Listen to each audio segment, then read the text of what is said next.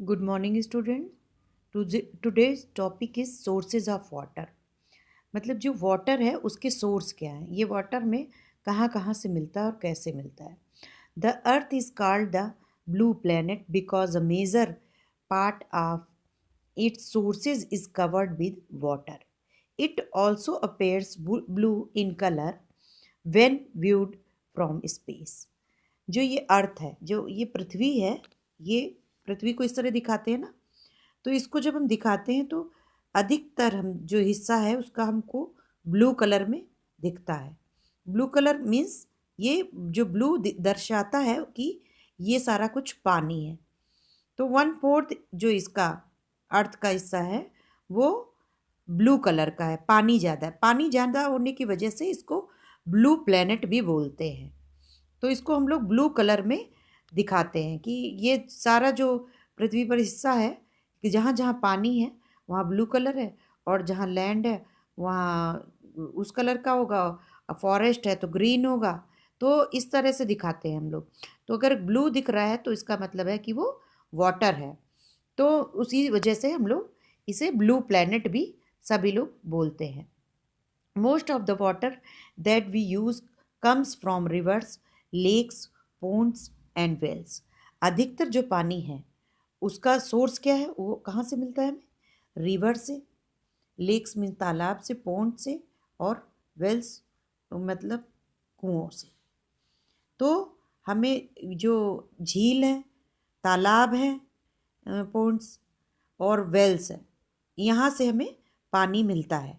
These are known as sources of water. इसी को हम लोग सोर्सेज ऑफ वाटर बोलते हैं कि जो पानी मिलने का स्रोत है वो हमारा ये है river, lakes, ponds and wells. Rain is the main sources of water that collects in the rivers. जो मेन सोर्स है वो हमारा क्या है? रेन है, बरसात है. बरसात का पानी जो है रिवर में जाकर कहाँ कलेक्ट होता है? रिवर्स में कलेक्ट होता है, पोन्ड्स में और वेल्स में और लेक्स में. इन चारों जगहों पर जो पानी बरसता है बरसात के टाइम में या अन्य समय में भी, तो वो पानी जा कर के है आपका इन जगहों पर कलेक्ट होता है, इकट्ठा होता है. Water is also present under the ground. और जो ये वाटर है, साथ ही क्या है, वाटर जो है ये नीचे पानी मतलब ग्राउंड के नीचे जाकर भी कलेक्ट हो जाता है प्रेजेंट. जब पानी बरसता है तो ये सोखती जाती है, जो सॉयल है उसको सोख लेता है और नीचे की तरफ भेजता जाता है. तो ये जाके अंदर की तरफ, मिट्टी में अंदर की तरफ, नीचे पृथ्वी के अंदर जाकर के वहाँ भी इकट्ठा हो जाता है. The water that falls as rain trickles into the soil and collects in the space between the rocks and stones. अब ये आप जानते हैं कि जो वाटर है जब पानी बरसता है, जैसे गिरता है, तो क्या है? Trickles into the soil. Trickles means move slowly in a thin streams. जो धीरे धीरे पानी स्ट्रीम से धीरे धीरे आता है, इसको ट्रिकल्स बोलते हैं. सॉइल में कलेक्ट होता है जाकर के, मिट्टी में जाके वो इकट्ठा होता जाता है in the space between the rocks and stones. वो ये जो पहाड़ों के बीच में और पत्थरों के बीच में से जाकर के इकट्ठा होकर के निकलता है. This water is called ground water. इसी को क्या बोलते हैं? ग्राउंड वाटर बोलते हैं. जो इस तरह से निकलता है, इस पानी को ग्राउंड वाटर बोलते हैं. Tanvi went to spend the summer vacation with her aunt and uncle. Tanvi एक लड़की का नाम है और वो अपनी गर्मियों की छुट्टियां बिताने के लिए अपने आंटी और अंकल के साथ गई. Her aunt and uncle live in a small village. जो उसके आंटी और अंकल थे वो एक छोटे से गांव में रहते थे. The village is far from the city and surrounded by forest. जो उसका गांव था वो सिटी से काफ़ी दूर था और चारों तरफ जंगलों से घिरा हुआ था. One day as Tanvi was walking through her uncle speeds. एक दिन तन्वी टहलती हुई, वॉक करती हुई अपने अंकल के खेत पर चली गई. She saw a few men digging the soil. तो उसने देखा कि एक आदमी जो है खुदाई कर रहा है। क्या कर रहा है? खुदाई कर रहा है, मिट्टी की खोद रहा है। देखा होगा आपने कि गांव में जो है कोई गड्ढा खोद रहे हो या कहीं पर भी खूब गहरा गड्ढा खोदते जाते, तो इस तरह से वो खोद रहा था। ये देखिए, ये पिक्चर में दिखाया गया। ये कुछ लोग जो हैं, ये तन्वी है, तन्वी के अंकल हैं। तो उसने देखा कि यहाँ पे कुछ लोग हैं, वो गड्ढा खोदने का काम कर रहे हैं। सी आस्क्ड, उसने पूछा, व्हाट आर दे डूइंग, ये क्या कर रहे हैं? हर अंकल सेड, उसके अंकल ने बोला, they are digging a well, ये कुआं खोद रहे हैं। कुआं बहुत गहरा, और एक गड्ढा खोदा जाता है और बहुत गहराई में नीचे की तरफ जा करके खोदते जाते। अब तो आपको ये वेल दिखाई नहीं देंगे, कुएं बहुत कम हो गए हैं। पहले जो पीने का पानी होता था इन्हीं कुओं के थ्रू हमें मिलता था, और ये पानी बहुत ही साफ और स्वास्थ्य वर्धक होता था। उसमें कोई भी केमिकल वगैरह नहीं होता। वो नीचे से बहुत ही अच्छा पानी आता था, मीठा पीने वाला पानी। वॉट आर दे डूइंग, उसने जब पूछा कि अंकल ये क्या कर रहे हैं, तो उन्होंने कहा कि ये कुआं खोदने का काम कर रहे हैं। A few days later, when Tanvi and her uncle went that way, they saw a deep well. कुछ दिनों बाद फिर वो तन्वी अपने अंकल के खेत पर गई, तो उसने देखा कि वो जो है खुदाई का काम पूरा जो बहुत गहरा कुआं खोदा गया है। Tanvi looked into the well and found that it was full of water.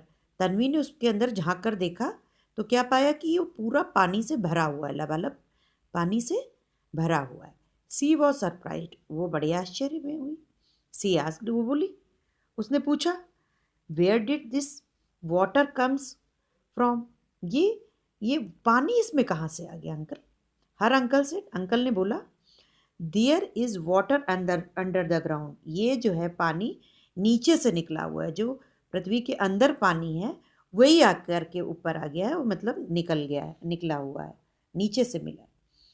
When we dig a well, जब ये खोदा गया कुआं, this water collects in well, और वो पानी उसी कुएं में वो कलेक्ट हो गया। जब गहराई तक अगर कुआं खोदने का काम करते हैं, गड्ढा खोदने का काम करते हैं, वो बहुत गहरे तक हम खोदते जाते हैं, तो एक टाइम ये आता है कि वहाँ पर पानी मिलने लग जाता है और पानी ऊपर की तरफ आने लग जाता है। तो वो पानी की एक सतह होती है, और उसी से वो फिर कुआं अपने आप वो पानी आता जाता है, और वो नीचे की तरफ से पानी ऊपर आना शुरू हो जाता है, और वो कुआं के रूप ले लेता है। This water can be drawn through back और हैंड पंप, और इसी तरह जो है वाटर बकेट्स जो है, थ्रू इस बकेट्स के थ्रू या हैंड पंप के थ्रू ये पानी कुएं से निकालते हैं, या हैंड पंप के थ्रू।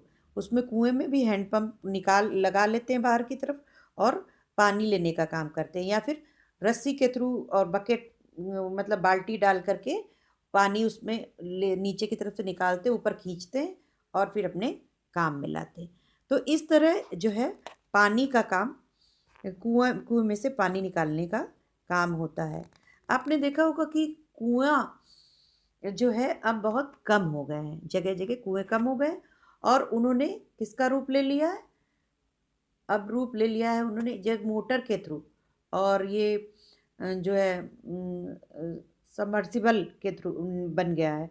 मोटर के थ्रू नीचे से पानी निकालने लगे। पहले शहरों में होता, अब गांव में भी होने लग गया है, और उससे ज़्यादा मात्रा में पानी निकल आता है। तेज़ी से बड़ी मोटर निकाल के हम लोग नीचे का पानी ज़्यादा मात्रा में ऊपर निकाल के और खर्च करने लग जाते हैं। जब ज़्यादा पानी निकल रहा, हम लोग ज़्यादा खर्च कर रहे हैं, तो इससे क्या हो रहा है कि नीचे का पानी जो है वो जितने मात्रा में चाहिए उससे ज़्यादा मात्रा में हम ऊपर यूज़ कर रहे हैं उसको निकाल करके, तो उसे नीचे पानी ख़त्म होता जा रहा है।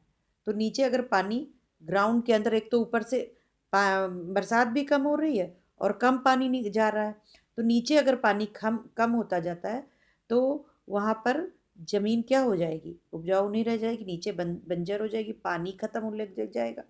वहाँ पे एक तरह का रेगिस्तान जैसा बन जाएगा, बिना पानी वाली जगह बन जाएगी, क्योंकि नीचे खोदने पे पानी नहीं निकलेगा और ऊपर बरसात भी नहीं हो रही है, और बरसात ना होने की वजह से सूखा पड़ा हुआ है। नीचे खोद के भी पानी तो वहाँ निकल रहने का सवाल ही नहीं पैदा होता। आप बिना पानी तो सरवाइव कर नहीं सकते। जैसे पिछले आपने चैप्टर में पढ़ा कि पानी वाटर के बिना हम लोग कोई भी, चाहे प्लांट हो, चाहे एनिमल हो, चाहे इंसान हो, कोई भी जो है सरवाइव नहीं कर सकता, जी नहीं सकता।